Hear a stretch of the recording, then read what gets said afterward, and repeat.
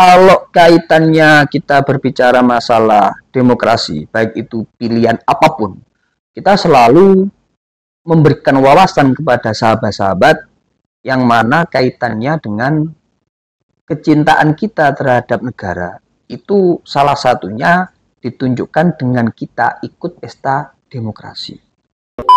Kalau kiat-kiat untuk memilih pemimpin, apa saja sih yang dilihat untuk kita, misalkan nih ada suatu pemilihan, itu apa saja sih yang harus kita lihat dari pemimpinnya? Apa yang kita pilih?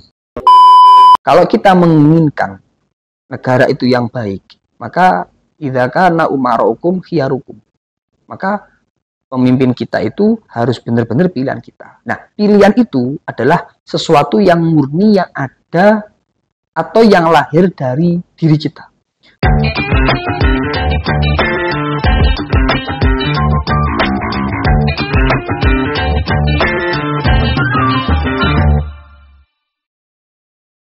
Assalamualaikum warahmatullahi wabarakatuh. Kembali lagi pada podcast Bincang Demokrasi KPU Kabupaten Kediri.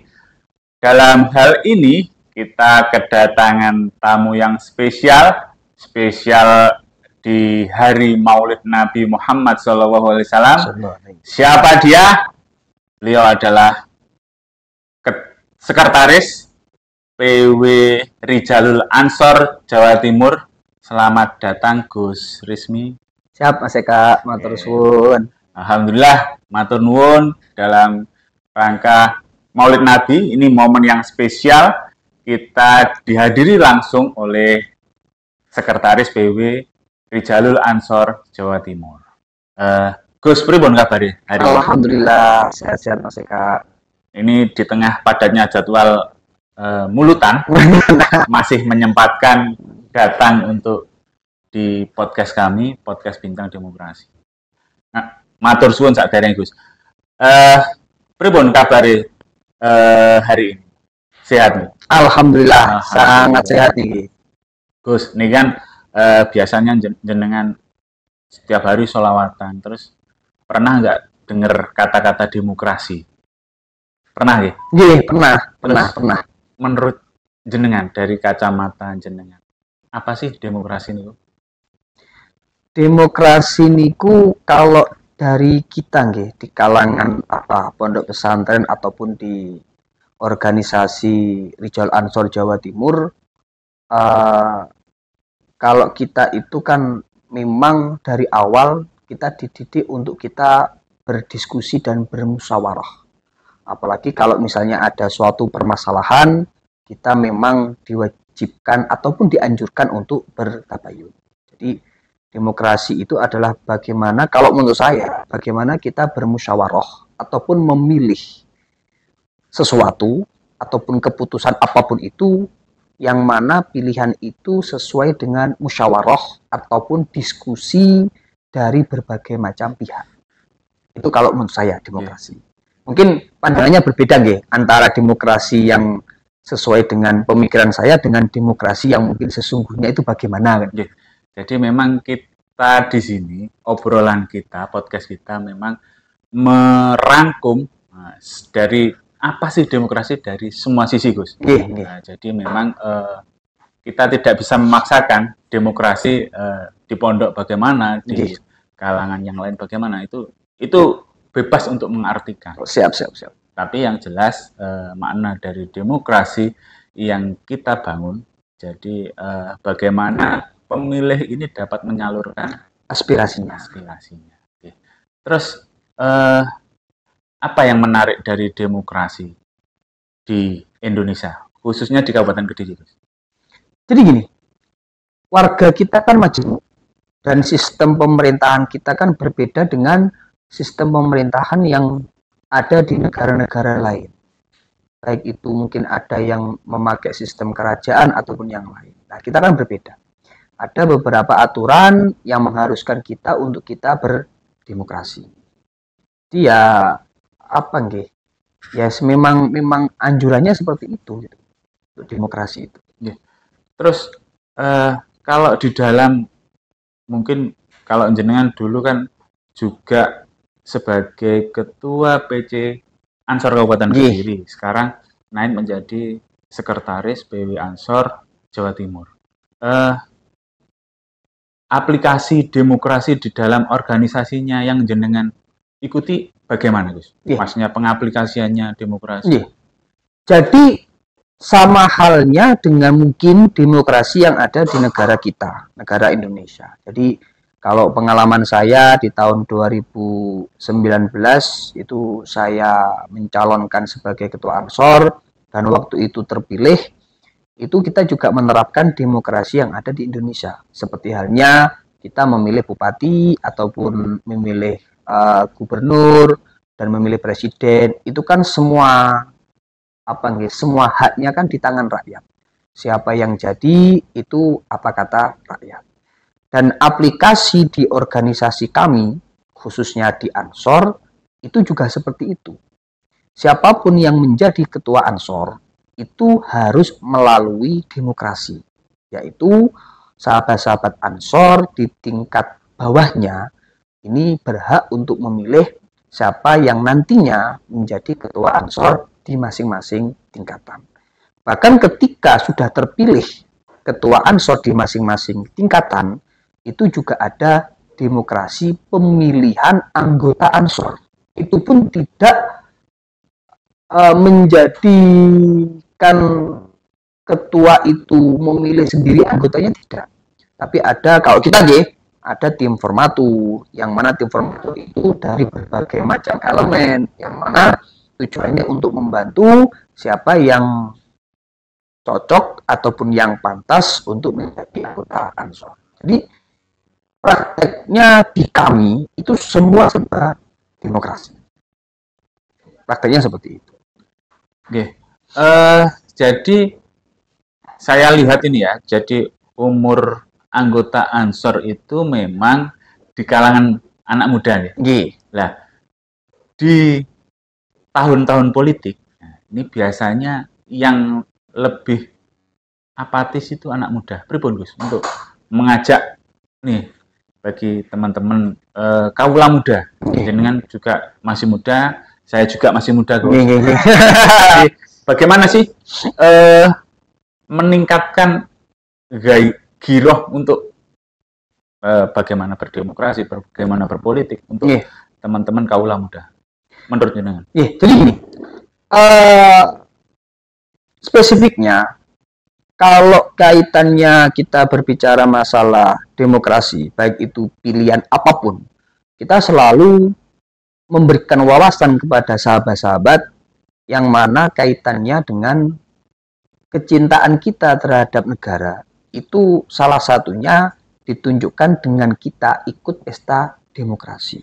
Artinya memilih pemimpin yang benar dan memilih pemimpin yang tepat menurut kita. Kalau saya pribadi, apalagi sekarang mungkin Gen Z atau Gen Z ya. Hari ini kan Gen Z. Saya kan Gen Z, kan masih ada jangka di bawah saya itu. Kalau sekarang yang kita terapkan di dalam gerakan pemuda Ansor, baik itu di tingkat wilayah ataupun di tingkat cabang, kita lebih menekankan kepada bagaimana kita berdemokrasi itu yang sesuai dengan yang disarankan oleh Kanjeng Nabi. Karena Kanjeng Nabi niku adalah mempunyai mempunyai sifat ataupun diutus di dunia adalah untuk rahmatan lil alamin. Jadi kita selalu menerapkan bahwasanya demokrasi di Indonesia itu adalah bagaimana cara kita memilih pemimpin yang tepat sesuai dengan pilihan kita. Adapun yang mungkin yang apatis atau yang apa, itu memang tidak diajarkan di kelompok-kelompok kita ataupun di kita. Karena memang sahabat-sahabat itu sudah diajarkan bagaimana kita bijak ataupun bagaimana kita dewasa dalam berdemokrasi. Saya ambil contoh. Di dalam gerakan pemuda Ansor, kalaupun memasuki pesta demokrasi, saya yakin sahabat-sahabat itu mungkin pilihannya ataupun yang diusung ini berbeda-beda. Tapi kita selalu menekankan bahwasannya perbedaan itu hal yang lumrah. Tapi jangan sampai perbedaan itu menjadikan persaudaraan menjadi pecah. Saya selalu berpesan seperti itu. Karena memang dawuhnya jelas, khilaful ummah rahmatun. Jadi memang perbedaan itu merupakan sebuah rahmat. Nah, tapi jangan sampai rahmat itu menjadi malapetaka ataupun rahmat itu menjadi sebuah kehancuran karena hanya perbedaan prinsip yang kita miliki. Jadi kita selalu menekankan ke teman-teman, ke sahabat-sahabat bahwasanya boleh kita berbeda pilihan, tapi ingat bahwa kita adalah bersaudara. Jadi ini menarik, sesuai ajaran Kanjeng Nabi tadi. Jenengan saya ambil kutipan dari jenengan yang sampaikan tadi. Bagaimana sih sesuai atau berdemokrasi ala Rasulullah? Itu bagaimana? Kira-kira.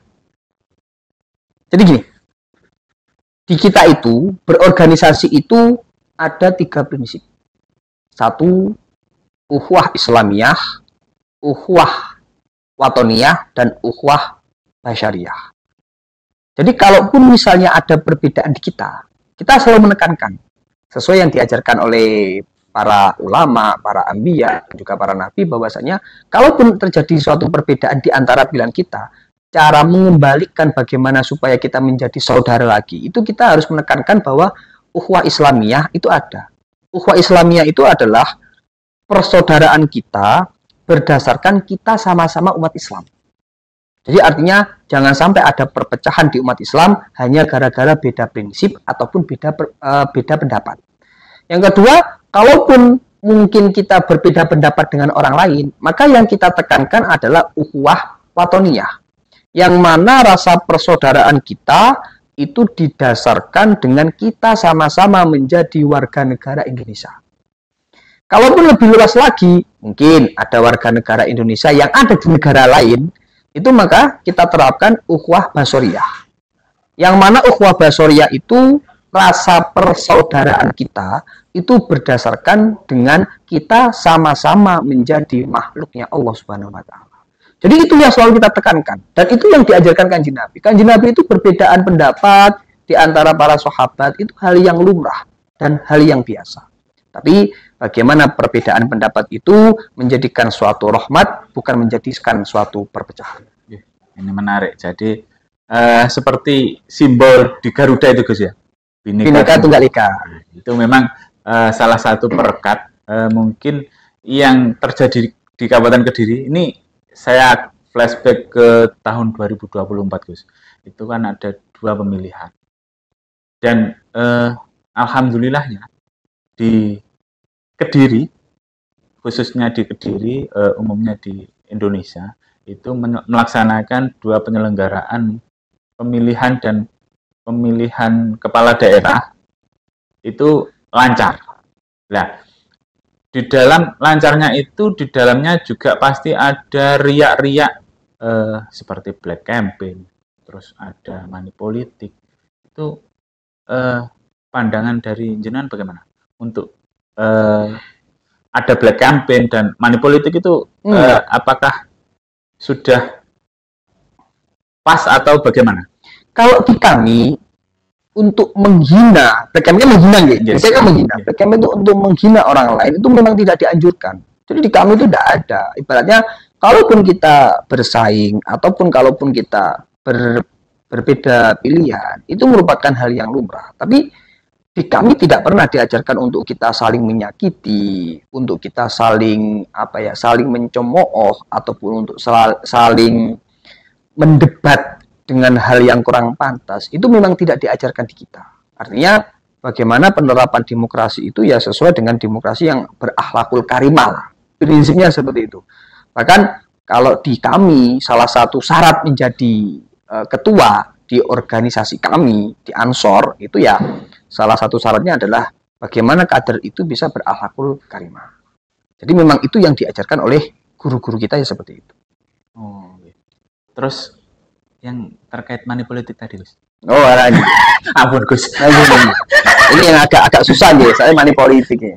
Rosi wal murtasi ya. Tapi ya prinsipnya kalau kita berbicara masalah rosi wal murtasi money politik itu ya memang yang tidak dianjurkan. Jadi memang ada dawuh itu kalau kita menginginkan negara itu yang baik, maka idza kana umarukum khiyarukum. Maka pemimpin kita itu harus benar-benar pilihan kita. Nah, pilihan itu adalah sesuatu yang murni yang ada atau yang lahir dari diri kita.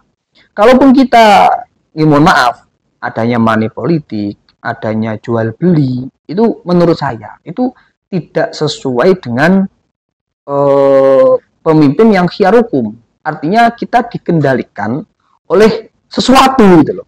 Bukan karena memang pilihan kita. Jadi kalau menurut saya tepatnya ketika berdemokrasi ataupun ketika ada pilihan apapun itu ya tanpa ada money politik. Kalau menurut saya. Adapun misalnya setelahnya ada hadiah itu misalnya ya makan-makan ngopi itu hal yang lumrah lah. Tapi kalau sampai apa jual beli itu lah, itu kurang pas menurut saya. Jadi mungkin ciri-ciri Gus, ciri-ciri pemimpin yang sesuai ajaran Kanjeng Nabi itu. Kalau kiat-kiat untuk memilih pemimpin, apa saja sih yang dilihat untuk kita, misalkan nih ada suatu pemilihan, itu apa saja sih yang harus kita lihat dari pemimpinnya kita pilih? Nah, jadi ini itu fleksibel ya. Artinya itu fleksibel. Artinya mungkin pandangan orang itu berbeda-beda. Tapi kalau saya secara pribadi dalam membangun suatu bangsa itu antara umarok dan umat ini memang saling keterkaitan. Jadi memang Kanjeng Nabi niku mengatakan di akhir zaman saya di zamanun ala ummati yafiruna minal ulama. Jadi ketika nanti di akhir zaman ada umat yang berusaha menjauh dari para ulama, maka salah satu cobaannya adalah yusallitullah sultanan zaliman. Maka kita akan diberikan pemimpin yang zalim. Nah, sebenarnya kalau kita menginginkan Indonesia ini negara yang menjadi negara yang baldatun thayyibatun wa rabbul ghafur, maka bukan hanya umaroknya yang harus kita nyuwun sewu, yang harus kita yang harus kita pilih, tapi bagaimana umat masyarakat ini juga mendukung terhadap suatu pemimpin. Jadi kalau saya sih, kalau kita melihat pemimpin yang baik dan tidak kan itu tergantung dari pribadi masing-masing gitu. Tapi kalau menurut saya ya jelas lah. Artinya jangan sampai misalnya tetap kita harus punya panutan, kita harus punya acuan, kita harus punya penasehat lah. Prinsipnya seperti itu. Bagaimana menjadi pemimpin yang mana pemimpin itu bisa amanah bagi masyarakat. Jadi tapi ini kan akan ada pemilihan lagi di 2029. Baik itu pemilihan DPR maupun pemilihan kepala daerah. Nanti mungkin kriteria ini sudah cukup konkret, cukup nyata bagi para pemirsa di rumah untuk cara melihat pemimpin. Kira-kira besok 2029 datang ke sini lagi apa mboten Gus? Datang sebagian apa nih? Ya ini kayak saya mancing-mancing. Oh, iya. Jadi siapa tahu nanti siapapun kan bisa menjadi betul. Ketika jenengan ada perintah, jenengan apakah siap kira-kira? Saya cukup menjadi pemimpin rumah tangga saja. Oh gitu. Karena saya itu punya pikiran yang berbeda, Jadi saya masih belum, mungkin saya pribadi masih belum mungkin masih belum kuat ataupun masih belum bisa untuk menjadi seperti itu mungkin. Karena kan memang kalaupun ada pemimpin yang belum mampu ataupun belum cakap, maka ya kalau kita berbicara masalah akhirat, hisabnya kan juga sangat luar biasa. Jadi kalau secara pribadi sampai hari ini saya tidak ada pikiran untuk ke sana. Karena prinsip saya itu khairun nas anfa'uhum linnas. Jadi sebaik-baiknya manusia adalah manusia yang bisa bermanfaat untuk orang lain. Nah, per hari ini alhamdulillah manfaat kita mungkin di tempat yang lain, seperti mungkin majelis-majelis ilmu, mungkin motivator ataupun menjadi narasumber. Mungkin manfaat orang kan berbeda-beda. Tapi dan itulah yang menjadi titik nyaman bagi saya. Oh gitu. Tapi yang saya garis bawahi tadi sampai hari ini. Hari besok belum tahu ya. Sangat menarik memang ketika anak-anak muda nanti. Saya yakin generasi kita, ini anak muda, nanti suatu saat nanti pasti akan mengisi pos-pos itu. Betul. ini termasuk pemirsa di rumah yang masih muda-muda, jangan berkecil hati. Kita beri semangat, Gus. Iya. Jadi nanti dimanapun kita berada, kita kasih pendidikan politik, pendidikan pemilih. Jadi orang baik harus kita pilih. Jangan sampai orang-orang jahat nanti kita pilih. Ini fungsinya demokrasi seperti itu. Betul. Karena saya yakin one man one vote. Jadi satu orang satu pilihan. Jadi misalkan nggak ada bedanya, misalkan kiai atau gus yang punya pondok besar dengan santrinya itu sama kalau memilih. Nah, makanya kita harus semua kita kompakkan bagaimana untuk memilih pemimpin yang baik. Kira-kira seperti itu. Gus, di tahun politik kemarin, ini jenengan ini dapuknya seperti apa? Sebagai apa? Tukang suwuk atau sebagai tim sukses atau kemarin jenengan ikut daftar? Itu peran jenengan pada waktu di pemilihan 2024 itu sebagai apa, Gus? Jadi tidak semuanya, ya tidak suwuk karena saya tidak pandai menyuwuk, ya kan? Tidak menjadi tim ses karena mungkin saya masih belum mampu ataupun masih belum dianggap mampu, dan tidak mendaftar karena ya memang apa nih, ya tidak ada yang apa ya yang menjadi celah saya untuk mendaftar.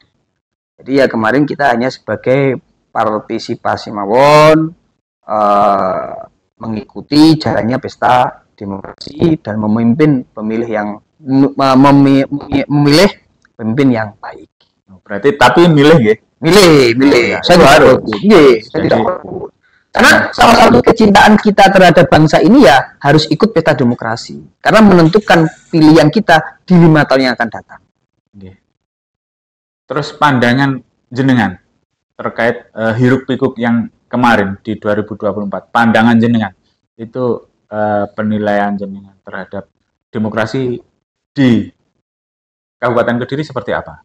Maksudnya sudah baikkah atau kurang bagaimanakah? Sudah baik. Artinya indikator saya ringan saja. Jadi ketika kemarin terpilih bupati, terpilih gubernur ataupun terpilih anggota DPR kan tidak ada gejolak khususnya di Kabupaten Kediri. Dan teman-teman dari KPU juga sangat luar biasa mengawal dan menjadi panitia yang tanpa kenal lelah sampai tidak pulang-pulang, sampai lupa dengan istrinya. Kalau menurut saya kemarin sudah baik. Artinya tidak ada, saya patokannya simple. Tidak ada gejolak di Kabupaten Kediri. Ya adapun like and dislike, suka ataupun tidak suka itu hal yang wajar lah. Artinya gejolak yang sangat besar sampai membuat chaos itu kan tidak ada. Jadi menurut saya kemarin untuk demokrasi tahun 2024 juga sudah sangat baik. Terima kasih. Ini bukan karena diundang KPU ya? Atau iya. Bukan ya? Karena sudah diberi kopi tadi, Mas. Jadi memang juga di tahun kemarin kita juga berterima kasih. Mungkin peran dari para gus, para kiai itu yang bisa mendinginkan suasana. Jadi memang setiap kontestasi itu pasti suasananya panas. Betul. Pasti. Tapi alhamdulillah gus yang ada di Kabupaten Kediri semua bersatu untuk mendinginkan suasana. Ini memang luar biasa. Pulau matur suwun, Gus. Jadi dibantu di 2024 kemarin untuk membuat Kediri lebih adem. Selanjutnya ini dalam rangka Maulutan, ini apa sih cantolannya dari pemilihan, jadi tentang kecintaan kita dengan Nabi Muhammad. Jadi bisa dihubungkan nggak, Gus? Jadi kita berdemokrasi dengan Maulud Nabi. Jadi kita sama-sama rindu pemimpin seperti Kanjeng Nabi. Kira-kira seperti itu. Nah, itu bisa juga, tapi kan artinya ini segala sesuatu yang berbeda. Artinya kalaupun kita merindukan sosok pemimpin seperti Kanjeng Nabi, mungkin kalau menyamai persis tidak bisa nggih, tapi minimal akhlak-akhlak yang beliau laksanakan ketika beliau menjadi Amirul Mukminin, menjadi khalifah, ini bisa menjadikan suatu bahan ataupun bisa menjadikan suatu literasi bagi pemimpin-pemimpin yang ada di Indonesia, khususnya yang ada di Kabupaten Kediri. Adapun kecintaan kita terhadap Nabi dengan pesta demokrasi, mungkin ini suatu suatu aspek yang berbeda. Karena kalau kita berbicara masalah mahabbah kepada Kanjeng Nabi, itu kan hubungannya bagaimana kita meningkatkan ibadah kita. Nah, mungkin kalau kita berbicara mahabbah dengan pemimpin kita, senang bukan mahabbah, senang dengan pemimpin kita, berarti apa yang dilaksanakan, apa yang diperintahkan oleh pemimpin kita, ya, mau tidak mau, suka tidak suka, ya harus kita laksanakan. Karena ya, memang kita tuh harus taat pada pemimpin kita itu. Ya, adapun nanti pemimpin yang salah ataupun pemimpin yang kurang bijak, kita kan bisa mengingatkan, maka itu salah satu proses demokrasi yang ada di Indonesia. Salah satu keuntungannya ketika ada pemimpin yang kurang pas, kita bisa mengingatkan lewat berbagai macam hal. Kalau kita membayangkan nih 20 tahun yang akan datang, itu kan kita menjadi Indonesia emas kira-kira. Itu nanti kira-kira kita akan mengisi pos-pos yang kira-kira bisa untuk jabatan-jabatan pemimpin. Itu pasti kita yang ngisi, Gus. Generasi kita maksudnya, bukan kita. Atau nanti mungkin kita juga mengisi itu. Apakah menurut jenengan sudah ideal demokrasi yang sekarang diterapkan di Indonesia, khususnya di Kabupaten Kediri? Sudah sangat ideal, karena kalau memang seperti itu, memang pemilihan harus dilaksanakan di Indonesia. Kalaupun misalnya di Indonesia tidak ada pilihan, nah itu yang susah. Artinya kan bagaimana cara kita mengkritik seorang pemimpin ataupun bagaimana cara kita mengganti kebijakan pemimpin, karena manusia itu kan mempunyai batas ambangnya, kemampuan berpikir, kemampuan bergerak. Itu kan punya batas kemampuan. Makanya kenapa di Indonesia itu menurut saya sangat adil. Seperti halnya contoh, presiden, gubernur, bupati, ini kan maksimal menjabat 2 periode. Ini sangat bagus. Coba kalau misalnya tidak ada batas minimalnya, bisa menjabat presiden sampai meninggal dunia, misal gitu. Ya, negara kita bukan lagi negara yang demokrasi. Dan itu menurut saya kurang pas ketika diterapkan di Indonesia, ya Indonesia itu masyarakatnya majemuk. Itu seperti itu. Terus ini pesan untuk generasi muda, khususnya di Kabupaten Kediri, umumnya di Jawa Timur, agar tetap bersemangat untuk berkontribusi dalam demokrasi. Jenengan apa pesan jenengan untuk? Jadi kalau saya itu pemuda zaman sekarang itu menjadi penerus tongkat estafet kepemimpinan yang akan datang. Kalau kita ingin tahu 10 tahun Indonesia seperti apa, lihat pemuda yang sekarang. Kalau hari ini pemudanya baik, maka bisa dipastikan 10 tahun yang akan datang Indonesia baik. Jadi kalau saya lebih menekankan bagaimana kita merawat dan menjaga bangsa ini, karena hubbul waton minal iman. Kecintaan kita terhadap tanah air merupakan sebagian dari iman.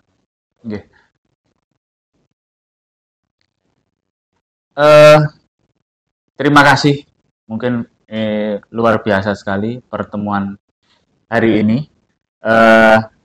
Kita matur suwun hadirnya di KPU Kabupaten Kediri. Mungkin untuk closing statement, Gus. Jadi kata-kata yang untuk pemirsa di rumah, pemirsa pendengar setia Bincang Demokrasi KPU Kabupaten Kediri, untuk menyampaikan closing statement untuk pentingnya menjaga demokrasi. Jadi gini, khususnya untuk para pemuda generasi Z, pemuda milenial, kita harus ingat bahwasannya kita nantinya akan mempunyai anak dan cucu. Kalaupun hari ini kita tidak menjaga Indonesia, maka jenengan bisa membayangkan bagaimana nasib anak dan cucu kita untuk masa depan. Jangan sampai kita mewarisi negara Indonesia dengan tidak aman. Jadi ini menjadi PR kita bersama, bagaimana kita menjaga warga negara, kita menjaga Indonesia, kita menjaga khususnya Kabupaten Kediri, yang mana tujuan kita adalah bagaimana anak dan cucu kita bisa merasakan ketentraman dan keamanan di Kabupaten Kediri. Oke, terima kasih banyak Siap, Mas. Gus, waktunya Gus Wismi yang sudah berbagi pengalaman, berbagi tips untuk menjadi semangat bagi kita untuk lebih sehat lagi, untuk berdemokrasi yang sehat. Matur suwun. Semoga kita bisa bertemu lagi di lain kesempatan. Wallahul muwaffiq. Assalamualaikum warahmatullahi wabarakatuh. Matur suwun.